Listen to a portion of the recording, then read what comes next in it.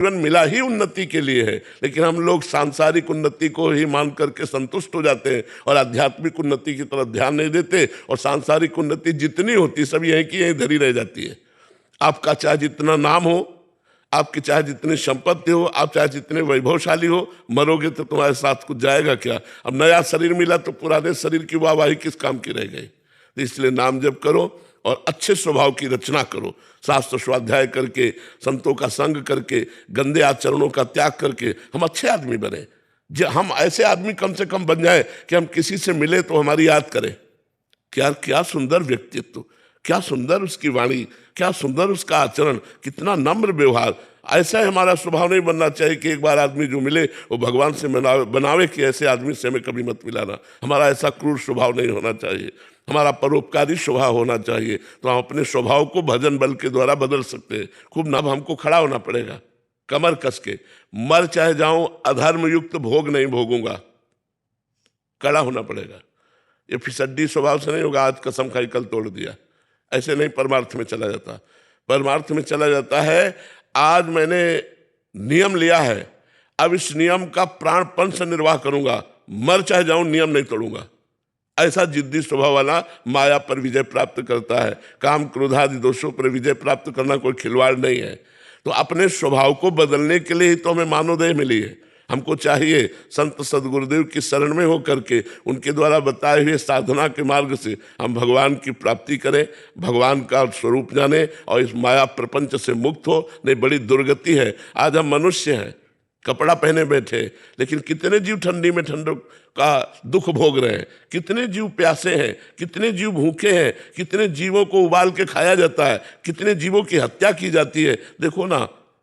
देखो ना क्या संसार में हो रहा है। तो हम ही अगर कर्म बिगड़ गए तो बकरा बनेंगे, मुर्गा बनेंगे, गाय बनेंगे, भैंस बनेंगे, और ये राक्षसी बुद्धि वाले लोग काट काट के खाएंगे। इसलिए भजन करो और इस माया से मुक्त हो जाओ। और चिदानंद भगवान यही थोड़ी लोग है। अब जैसे एक गांव का आदमी न जानता हो तो क्या जानता है मृत्युलोक में एक अमेरिका भी है। लेकिन आप लोग पढ़े हुए तो आपको पता है हर देश है। ऐसे ही केवल मृत्युलोक नहीं है, स्वर्गलोक है, महारलोक है, जनलोक है, तपलोक है, सत्यलोक है, अतल वितल महातल तलातल रसातल पाताल, ये लोक है। अगर हम भजन करें तो इसमें क्यों आएंगे, इस गंदे लोक में जहां बार बार जन्मना, बार बार होकर के, जिस भय से आप भयभीत होकर के भगवत मार्ग में चढ़ने के लिए आप कमजोर बन रहे हैं, उसी को मैं पुष्ट कर रहा हूं। ऐसा नहीं है कि भगवान दुख दे देते और सड़ता रहता है। भगवान दुख देते हैं 100 ग्राम और सुख देते हैं 1 किलो। 100 ग्राम के ऊपर 900 ग्राम चढ़ा रहता है, इसलिए आनंद में मगन रहते हैं। हम प्रतिपल आनंदित हैं, तुम शायद उतना आनंदित नहीं होगे। स्वस्थ होते हुए भी तुम उतना आनंदित नहीं होगे, अस्वस्थ होते हुए हम जितना आनंदित हैं। हम अपने आनंद की बात नहीं कह सकते। हर समय मैं आनंद में डूबा रहता हूं। किसके बल से? भगवान के बल से। अगर शरीर की बात आवे तो अभी मैं बेकार हो जाऊं। शरीर ऐसे है जैसे आपका शरीर, ऐसे हमसे शरीर दूर है। हम अपने आप में मगन रहते हैं, अपने आप में आनंदित रहते हैं। कष्ट आपको दिखाई देता है, देते नहीं है। क्यों? अब जैसे मेरा आखिरी जन्म है, मुझे पता है मेरा आखिरी जन्म है। अब अनंत जन्मों का हिसाब मुझे इस जन्म में भोगवा करके पार किया जाएगा। तो वो थोड़ा थोड़ा कष्ट देते देते देते, मतलब मिलना है पहाड़ जैसा और उसे राई जैसा दे दे करके भोगवा कर भगवान हिसाब बराबर, आवागमन से खत्म खेल। इसीलिए बड़े संतों में बड़े बड़े कष्ट देखे जाते हैं, क्योंकि उनका संसार समुद्र से अब आवागमन से मुक्ति हो गई। अब उनका जन्म नहीं होगा। तो जो हिसाब है, किसी को कैंसर, किसी को ये बड़े बड़े रोग दे दिए जाते हैं, और उस रोग से लड़ते हुए संसार का उद्धार करते हैं। जैसे रामकृष्ण परमहंस जी के गले में कैंसर था, हजारों आदमियों का उद्धार करते हैं, अपना उद्धार करते हैं, हजारों का उद्धार करते हैं, और जय जय होती है ऐसे संतों की। तो ये मत सोचो कि भगवान हमको ऐसा कष्ट दे सकते हैं। भगवान अगर कष्ट देंगे तो उसके साथ इतना बड़ा बल देंगे। यद्यपि कष्ट आपका प्रारब्ध होगा और कृपा भगवान के बल की होगी कि आप रौंद करके उस कष्ट को निकल जाएंगे, आप आनंदित रहेंगे। आप चिंता न करें, ऐसा कष्ट नहीं देते कि भक्त उसमें व्यतीत होकर वो भगवान से दूर हो जाए, वो संसार में फंस जाए। प्रतिपल उस कष्ट को सहा जा रहा है, जब तक जिएंगे तब तक सहा जा रहा है। जीना ही इसी से है। लेकिन मुझे कोई परेशानी नहीं, मैं एक आनंद में आनंदित हूँ। मैं अपने विचारों में खूब तृप्त हूँ, खूब संतुष्ट हूँ, खूब प्रसन्न हूँ, शरीर की कोई परवाह नहीं है।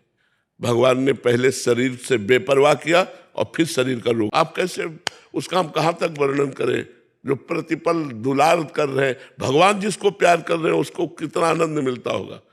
आपको भी प्यार कर रहे हैं, लेकिन आप भगवान के प्यार की तरफ ना देखकर संसार के प्यार की तरफ देखते हैं, इसलिए आप हमारे भगवान के प्यार को नहीं देख पा रहे हैं।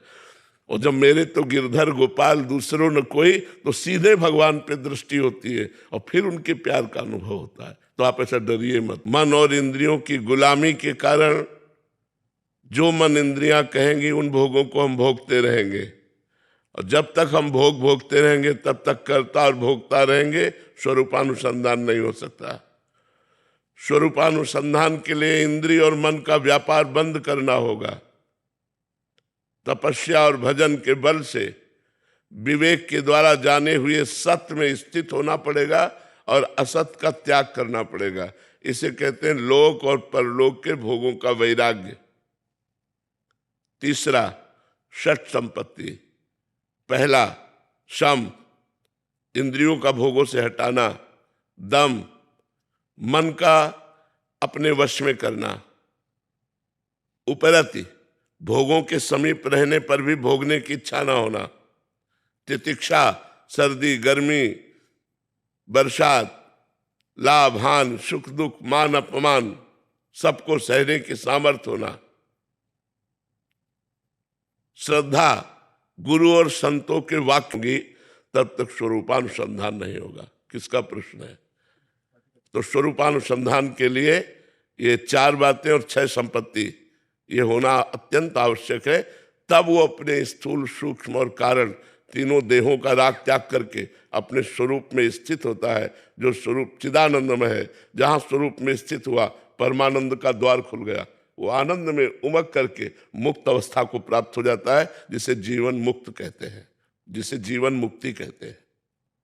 मम दर्शन फल परम अनूपा, जीव पाव निज सहज स्वरूपा। भगवान का दर्शन होते ही स्वरूप का अनुभव हो जाता है।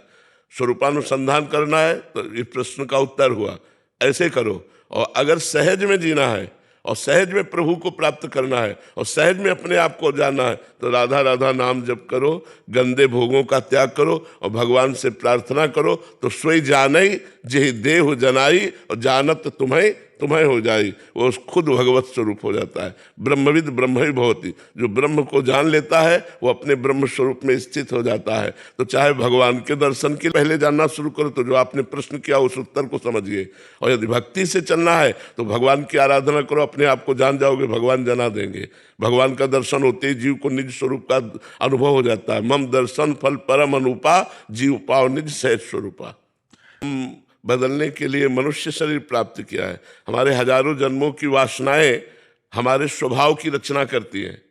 जैसे जैसे हमने आचरण किए वैसा स्वभाव बनता है। जैसे किसी किसी के आचरणों से ऐसा स्वभाव बन जाता है, क्रूरता, आक्रामक स्वभाव, हिंसक स्वभाव। वो जो हमारे क्रियाएं होती हैं, जो हमारी कामनाएं होती हैं, जो हमारे संकल्प होते हैं,